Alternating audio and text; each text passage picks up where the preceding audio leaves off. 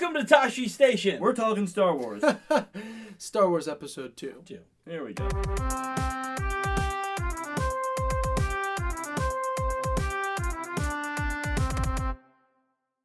Alright, so we got The Force Awakens just around the corner. It's coming up in like 46 days, so we're really excited about that. But to kind of hold us over as far as Star Wars goes, we're going to start reviewing the movies. If you haven't checked it out yet, we already have Episode 1 up. You can check it out on our... click on Doug's face or go to our page and feel free to subscribe as well. But we are now moving on to Episode 2. Episode Dos here. Probably definitely my least favorite movie out of the 6. I think that's a pretty common opinion. You know, we'll go into this more later. Yeah, but absolutely. I did not like this movie. But we're going to start with the positives. So try to see what we can pull out of this. So what are some positives about Episode 2? I gotta say, I was surprised at how many positives I pulled out of it. We had the advantage of watching it in segments, and doing that, I got to kind of separate myself out from some of the things I didn't like so much, and I found out that segments of this movie I actually really did appreciate pretty well. And I'll just go into a few of those. First of all, Kamino. I thought Kamino was awesome. I thought the design was awesome. Everything Obi-Wan did was awesome. Ewan McGregor got to just be awesome for a little while, which was great. We got to see Jango Fett. We got to see I enjoyed the design of the factory. I enjoyed the clone idea. I enjoyed the relationship between Obi-Wan Kenobi and the Kaminoans. I loved the water planet with like the city design. I mean, I just loved the whole thing. So I really felt like Star Wars happened there, even though it was very different feel because it's so much CGI and that sort of thing, And even the different planet. Yeah, exactly. I appreciated Kamino. Yeah. So I really liked that. Second thing I really appreciated was the plot. You kind of have to wade through the rest of the movie to find what's really going on. But this idea that Tyrannus is playing, or I should say Dooku is playing both sides of the field. He's got a clone army going. He's got a robot army going. And he's playing like, I don't know what's going on. And these guys are fighting all for the purpose of giving supreme power or emergency powers to Chancellor Palpatine so that he can be in power, so he can elongate the war, so he can eventually disband the Senate so the Empire can take over. I mean, right here we get, it's like the first piece of A New Hope that we get to see, which I think is totally cool.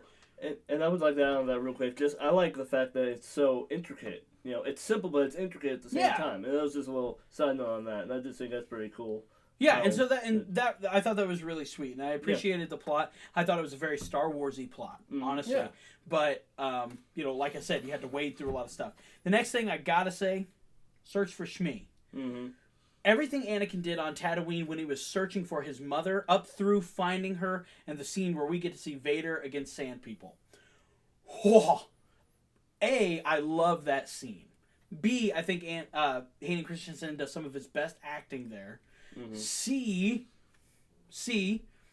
I think we get to see, again, more like touch it, feel it Star Wars, which is awesome. And just everything about it. The lady who plays his mother gives an awesome death performance. I thought that was awesome. And you get to see Vader happen. I mean, I want to see some Vader. And so that was very cool. I really appreciated that. Yeah.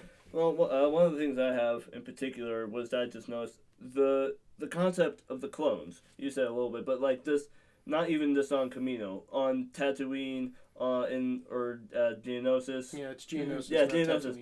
They're both sand planets, so I did mix up. It's hard, but they look cool. The design, the formation of them, the fact that they're all genetically cloned from Jango Fett, which is really cool, by the way. The fact that they were all cloned from a Jedi killer. Yeah, try to pick a better host than that. Yeah, and just the fact, this is a familiar character, and like he's awesome, and he's the source. What? We're Fett fans here. We're Fett fans, definitely. I just think overall, throughout the entire movie, the clones kick butt. Okay. Yeah, I wasn't a huge fan of the idea of the clones, but I didn't think they were entirely worthless. If any beef I have against the clones, we can bring up in the negative section. But as far as my positive for the movie, I would agree with you, Devin. The plot was really had potential, and you could go into it deeper than I'm about to, but basically it was a Class A plot idea, you know. And when we talk about plot, we're referencing the concept of the story, you know, not necessarily the story itself, but where they could have gone with it, you know, where two Jedi, they come in just to kind of protect her from this assassin, and then they kind of get pushed in deeper, and then we got this whole thing with, like you said, the mysterious Count Dooku. He's playing both sides. It was just a really great way to kind of, or a really great concept to kind of start to ease into the original trilogy. Obviously, downside is they didn't play into that. That being said, we got a lot of negatives here for you guys. At least I do. Personally, I hated this movie, and we're going to tell you about that. So, negatives now. What are you guys thinking? Well, let me start this off with, aside from the Tatooine scene that you mentioned, we just don't see Anakin. You know, we don't see the man who will become Darth Vader. You know, we see an overly whiny, you know, a little bit creepish sort of teenager. A lot of creepish. She doesn't like it when I watch her. No kidding. Really, but you know, just and that's disappointing because the, you know, even George Lucas said Star Wars is about the tragedy of Vader. Yeah. And so that's clearly the main thing he wanted to get across, and it didn't work, you know. Maybe it was the directing, the writing, the acting, you know. It just didn't come together as it should have, and that was his point. And I'll piggyback off that. Yeah, the creepy Anakin Skywalker stalker thing. It's really bad. I mean, like, I remember being like, that's weird when I was a kid, but now I go back and I watch it, I'm like, it's really bad. Really weird. And that feeds right into a second point I have, which is just a really poor love story.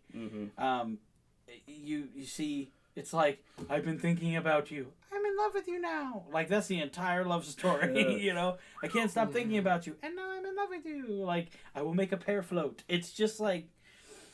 It's weak. Jedi it's flirtation. Awkward. It's weak, and it's really, really creepy. But I do have a little theory I want to throw in here, and this is I just happened to think of this. Yeah, if you ever want to try and enjoy episode 2, listen. Here we go. Up. Check this out. Okay, so I have a theory about why the love bloomed this way. Okay, literally, Anakin Skywalker is using Force love. Now, you may think that's a crazy thought, but check this out. He is coming at her so forwardly. He's imposing himself upon her. She always looks like, you know, he's staring into her soul. You know, she looks kind of confused all the time. And I'm wondering if, in a way, we could play this off as Anakin is actually warping her mind to love him. Which would make total sense. He's creating this force bond. It'll make total sense. When she dies, he loses his mind. Yeah. Which is one of my main contentions with the third movie, is how she dies and then it's like, boom, I'm going to kill a bunch of kids. Like, he just loses his mind. Okay? Now, we can talk about that another time, but I think it's interesting. You can at least find some legitimacy now in the fact that, hey, he's actually controlling this. He's actually imposing this upon her. So that's my forced love theory. You know, tell me what you think about that. Yeah. I'd actually love to know what you guys think. Like, does it rectify some of the movie for you? I mean, hey, it sounds a little ridiculous, but I'm willing to try it over watching terrible acting. So, I'm totally down with that. You know, we've brought up some of the stuff about the story, even the dialogue. You know, we've said it between each other. It was just really bad in a lot of spots. It's hard to get over. Even some of the lightsaber fights. But one of the things I want to focus on is the overusage of CG. And one of the points that is really being emphasized with J.J. Abrams in The Force Awakens, but has also been used, obviously, in the original trilogy, was the use of practical effects. And the not just practical effects, but the need for tangibility in any movie. You know, every movie needs to have that sense of being pulled in, unless they're trying not to. You know, you've got to have that sense of tangibility. And one of these things that this movie was really lacking was pulling me in, you know? I mean, you could tell in a lot of places that these things were CG. you know, and it just didn't matter to you after a certain while because it's just like, well, it's not really, there's no danger here, you know, there's no tangible thing. Like I couldn't see myself being there because it's so almost because cartoony. It's not there. Yeah, Can you imagine how different the Predator would be if he had been CG? Oh my goodness, yeah. You watch the Predator. If that hadn't been like an 8-foot tall dude in a Predator mask that's going, brah, you know, like it would have been a very different experience. Or anything, or like, comedy. or the original trilogy for that matter. Yeah, sure. You know, I mean, all the Tatooine, you know, CG. It doesn't work for what they were trying to do. Not to the extent that they were using it to. And I gotta say, and it was just so wrong. I gotta say one thing about the CG though. There was one thing they did really well. There was one team that killed it in the CG, and that's the landscaping team. That every time we got a shot of like a landscape of Naboo or landscape of Camino and stuff, man, those places looked awesome. Yeah. The landscapes, it was all the characters and interactions, and like when they were in buildings, like floating along the Jedi Temple floor, you know, it just looks kind of like they're floating because it's not actually there.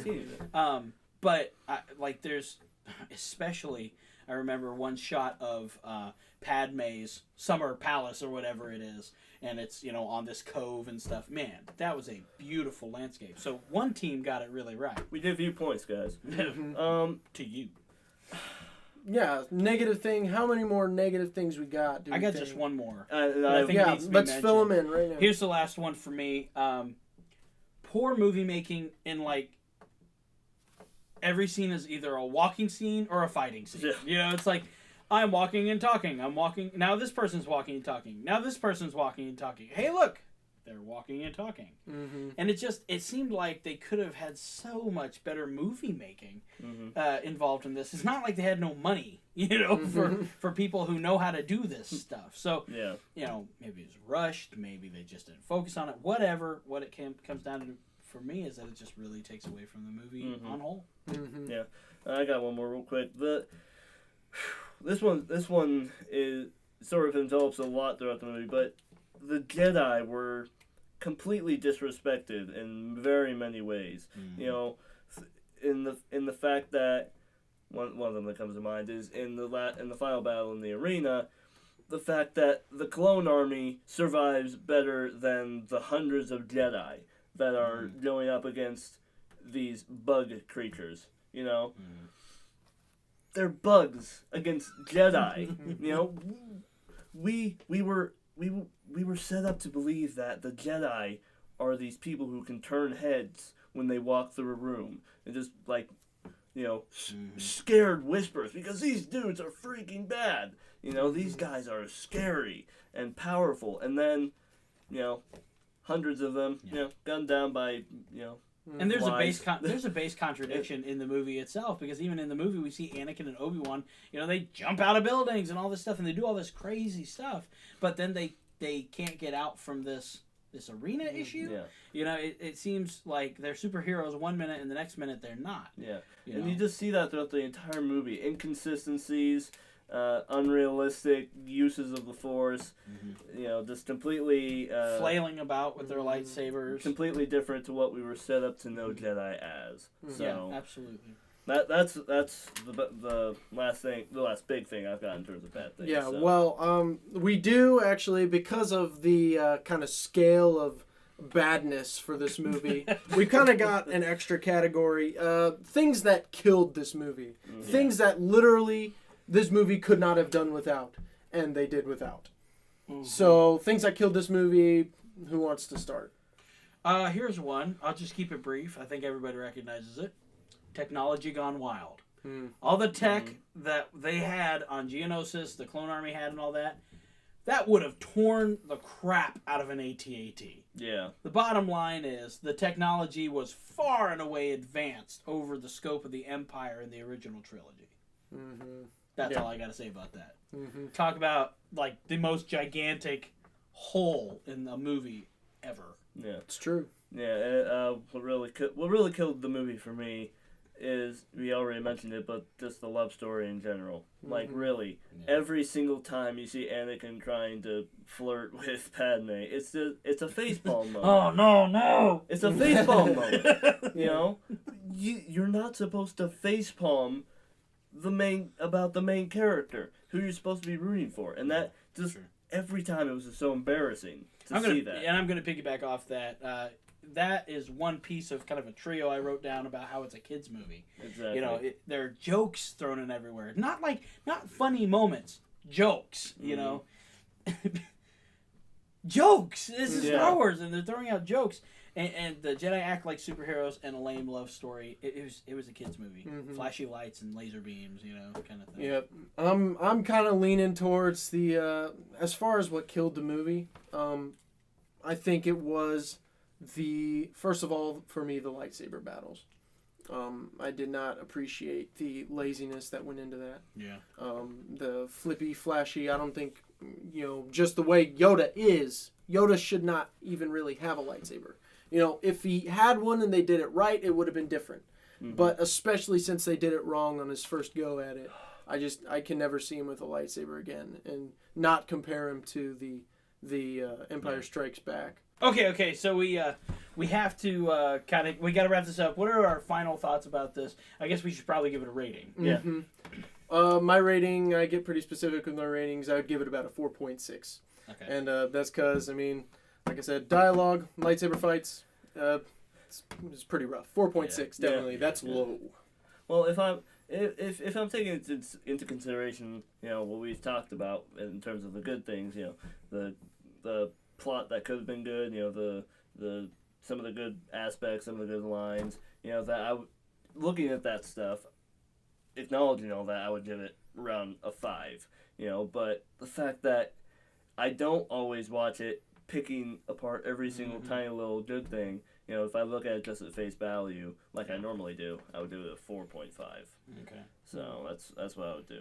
So for me, bottom line is I should not be able to watch a Star Wars movie the same way I can watch Napoleon Dynamite. It shouldn't be the case. Dear. So no, I gave it a 5. I gave it a 5 because you know what? I do enjoy some of it. But man, it's hard to get a 5 from me. That's pretty low. Ew. Well, hey, I mean, what did you think about the video? What a downer! Yeah, please let us know what you thought about the video. What did you think about Star Wars Episode 2? Obviously, we hated it pretty bad, but maybe you think differently. And maybe you have something that you can tell us that would make me let us like the movie a little more. And we certainly want to like it. What do you think about the love theory? Love theory, Force love theory. It's not bad. Hey, try it out. See what you think. Also, please subscribe, like the video, check out some other Tosche Station stuff for us, and as always, may the Force be with you. May the Force be with you. May the Force be with you.